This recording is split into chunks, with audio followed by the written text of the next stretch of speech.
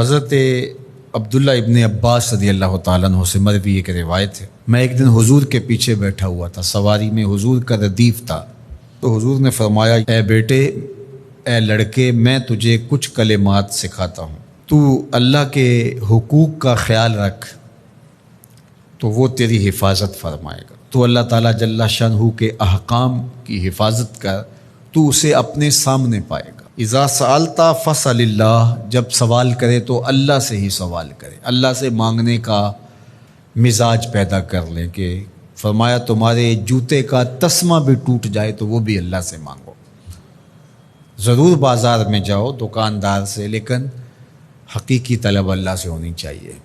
بات بات پہ اللہ سے سوال کرو، بڑی سے بڑی چیز بھی اس سے مانگو، چھوٹی سے چھوٹی چیز بھی اسی سے طلب کرو۔ ہماری ساری ضرورتوں کا کفیل ہمارا رب، ہمارا مالک ہے۔ تو دوسری نصیحت یہ کی کہ جب تو استعانت طلب کرے، مدد طلب کرے تو اللہ سے ہی استعانت طلب کرے۔ وعلم، اور جان کہ اگر ساری امت، سارے لوگ، پوری قوم جمع ہو کے تمہیں فائدہ پہنچانے کی کوشش میں لگ جائیں تو تمہیں وہی فائدہ پہنچا سکتے ہیں جو تیرے لیے تیرے رب نے لکھا ہے۔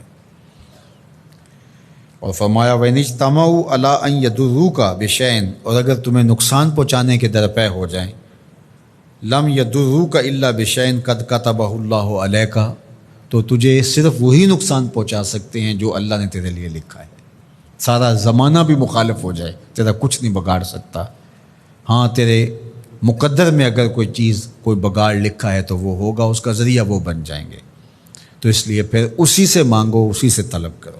رفعت الاقلام وجفت الصحف، جو لکھنا تھا اللہ نے لکھ دیا، لکھنے کے بعد قلم اٹھا لیا گیا اور جن صحیفوں پہ لکھا تھا وہ خشک ہو گئے۔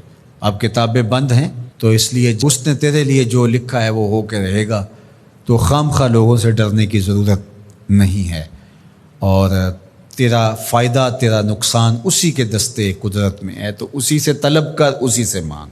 اور فرمایا تو اللہ تعالیٰ جل شانہ کو رخاء میں، خوشحالی میں یاد کر، یعرف کا فی الشدہ، وہ تجھے مشکل میں پہچانے گا۔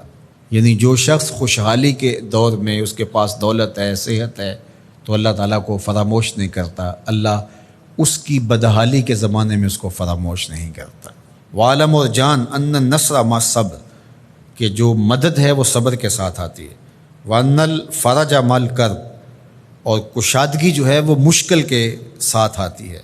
وان مع العسر یسرا، اور سہولت جو ہے وہ مشقت برداشت کرنے کے بعد آتی ہے، تنگی کے بعد فراخی آتی ہے۔ پہلو مشکل پھر تمنا، پہلو کنڈا پھر پھول، شاید مگروں پہلو مکھیاں ڈس دیاں ڈنگ والیاں۔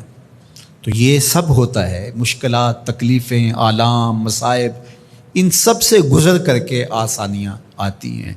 خود حضور کی زندگی دیکھ لیجئے، مدنی زندگی مکی زندگی کے گزرنے کے بعد، طائف کے مراحل کو طے کرنے کے بعد آتی۔ تو ہم ڈائریکٹ اگر چاہیں مکی زندگی کو اختیار کیے بغیر اور طائف کی مشکلات اور سنگلاخ راستوں سے گزرے بغیر مدنی برکتیں حاصل کرنا، تو وہ نہیں پا سکتے۔ تو یہ اللہ تعالیٰ نے ایک نظام رکھا ہوا ہے۔